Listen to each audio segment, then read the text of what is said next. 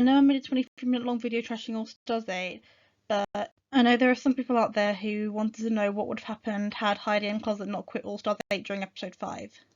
Disclaimer, you will not hear me say this enough, I respect Heidi's decision, and at the end of the day, mental health comes first, she worried about Heidi, and I'm proud of her. I wouldn't want Heidi to ever feel like I don't like or respect her, because that could not be further from the truth. Heidi, I love you so much, and please come to Dragon UK next year. We start episode 5, which is the Snatch Game of Love. Jimbo wins, and Alexis and James are in the top.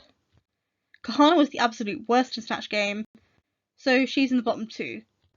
Kahana said in Untucked that she thought she'd be in the bottom 2 with Heidi, but would she? Heidi didn't exactly do well in the Snatch Game, but neither did Jessica, at least based on what we saw. I honestly think Heidi's runway will save her, because I'm not sure what the reveal is or was, but it's still better than Jessica's. And before you say, there were no low places this season, Candy was on episode 7. There, I said it. Jimbo lip-syncs against Jasmine Kennedy wins, and the group unanimously vote Kahana out. Episode 6 is Joan the Rusical. Candy wins, Lala and Jessica are high. Heidi was in the bottom 2 for the Madonna Rusical on season 12, even though I still don't think she deserved it at all. But looking at everyone's performances this episode, I mean, James is obviously in the bottom 2 because her runway was bad. Then we have Jimbo, who low-key should have been in the bottom originally, but, you know, production probably wanted to avoid giving her any criticism whatsoever until it was too late. So yeah, Heidi would be in the bottom 2 of James, not because she's bad, but because the others were better. Regardless, everyone still votes James out. Episode 7, we have the second best challenge in this entire season, What Happened to Lil Pound Cake, and guys, it's an improv challenge. Heidi would slay this. She's not going to win though, because this episode belonged to Lala Ree. She won this hands down, no competition. Jessica and Jimbo are high also because they also slayed. That leaves Candy and Alexis in the bottom 2. Lala lip syncs against Georges, wins, and obviously saves her season 13 sister, and all the immature babies of the fandom will cry about it, even though everyone knows you should never take candy from a baby. Episode 8 is the design challenge, and Heidi uses the materials in the box of Trinity the Troublemaker. Now, because Alexis isn't here, you may think that Jimbo would win this challenge, but nope, and I'll tell you why. Jimbo doesn't have any makeup on underneath the face bikini. There we go. Therefore, Heidi would win this challenge because she's a great seamstress and she could definitely make a win-worthy look resembling Trinity the Tomcat. Jessica is safe, and Candy and Lala are the bottom 2. Heidi lip syncs as Nikki Doll, oh what a coincidence, and then has to make an impossible decision. 2 people she's in an alliance with, one who's won a challenge and is giving good TV, and another who has won a challenge and is giving good TV. Who will she send home? Candy. She's sending home Candy.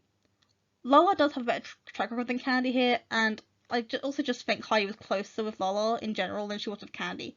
So yeah, Candy Muse goes home here. Now listen up you little bitches, I do not want to see a single comment within the lines of Candy Muse going home for the Lala? This is the universe I want to live in. Candy not making it to the finale because my friend's in little fantasy. Candy fans, Heidi rules, this is the Lala. Candy's absolute legends will end her career. Yeah, because you single-handedly have the power to end a drag queen with 500,000 Instagram followers' career. Candy Muse is a big meat. You've never allowed all to begin with. What was people seeing her? How'd she get herself to begin with? If I see any comments like that, I will delete it and possibly report you. So don't even think about it. Yeah, if you don't like Candy, that's fine.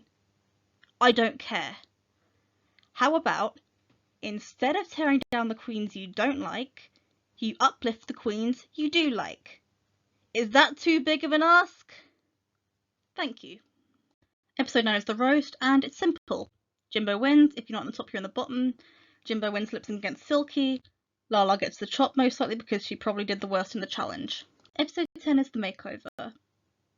Now we have a problem. Candy, the winner of the makeover, is not here to win the makeover. So now we just need to figure out if Heidi's makeover would be better than Jimbo and Jessica's.